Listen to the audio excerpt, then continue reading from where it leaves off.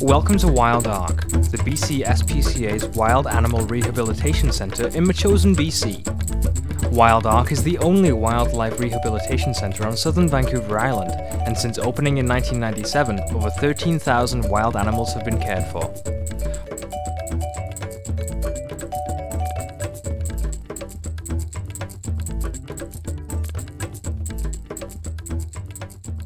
Wild Ark is not funded by any government organisation, and its operations are supported almost entirely by donations and the efforts of volunteers. Come on in.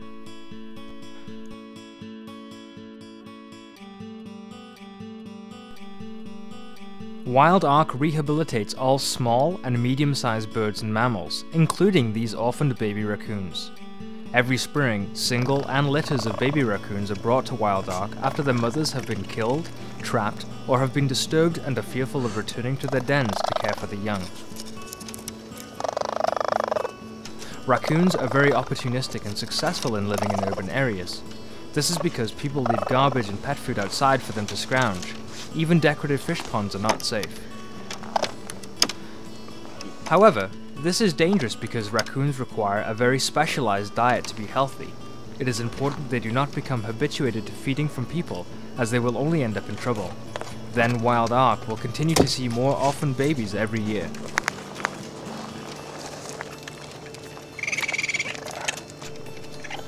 Handling by volunteers at this young age is necessary for feeding, but only until they can eat on their own, and then they will quickly have very little human exposure.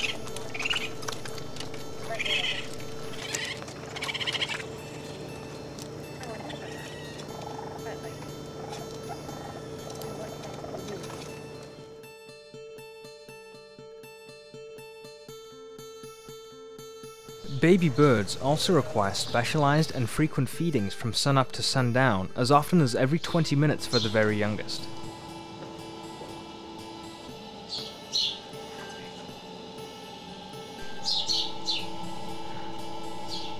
These baby birds are helpless, born naked, and cannot control their body temperature, so warmth, in addition to food and water, is essential.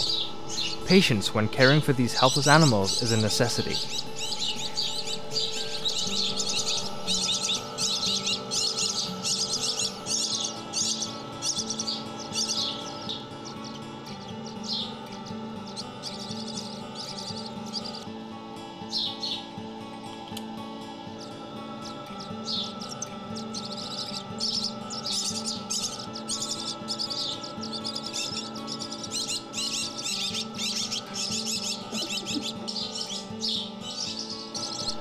Swallows, robins, sparrows, and even hummingbirds are brought to Wild Ark throughout the year because their nests have been cut down, parents have been killed by other animals, vehicles, or windows.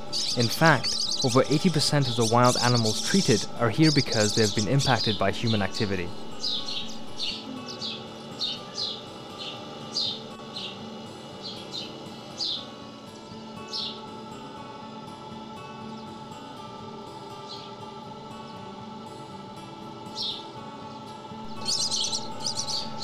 Gradually, the birds become self-feeding, and as they become fully feathered fledglings, they become curious about their world.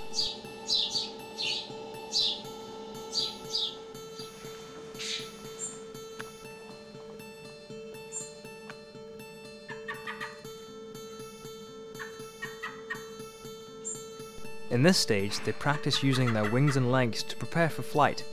They seem friendly, but are still very young and naive to potential predators. This is also the age where they are kidnapped because people think something is wrong when they are so friendly and cannot fly. It is actually a very natural stage of growth that they need to go through.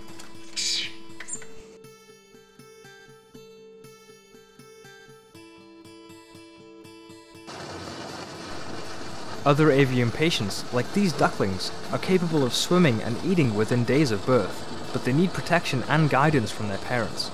As a group, they learn from each other and will be released together, a new family bonded even though most are not related. Young fawns are adorable, but also very naive. It is important not to feed deer in the wild as they will become habituated to people. Sadly, us and our cars are still the biggest predators.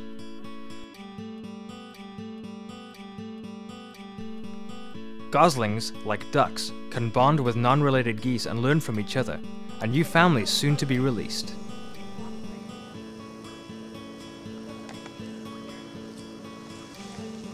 Squirrels are another common urban wildlife species that gets into trouble by raiding bird feeders and begging for peanuts. Like many baby wildlife, the young squirrels take time to figure out who are their predators. Despite their cute and curious nature, a squirrel or any wild animal does not make a good pet. It is illegal and dangerous to keep a wild animal, and it is not what is best for them. Fortunately, the squirrels don't know that one of their natural predators is very close. This barred owl is a resident of Vancouver Island. Squirrels and other rodents are a favorite for these owls that will often feed by roadsides where mice and rats can be found scavenging for garbage. This is the reason this owl is in care, suffering from a head trauma and a wing injury after being hit by a car, likely while trying to hunt near the road. Thank you for visiting Wild Ark. As we are a wildlife hospital, we are not open to the public in order to ensure that the animals are raised in a stress-free environment. So now you've had a rare opportunity to see where injured and orphaned wildlife are treated and the specialized care they need to return to the wild. Visit www.wildark.com.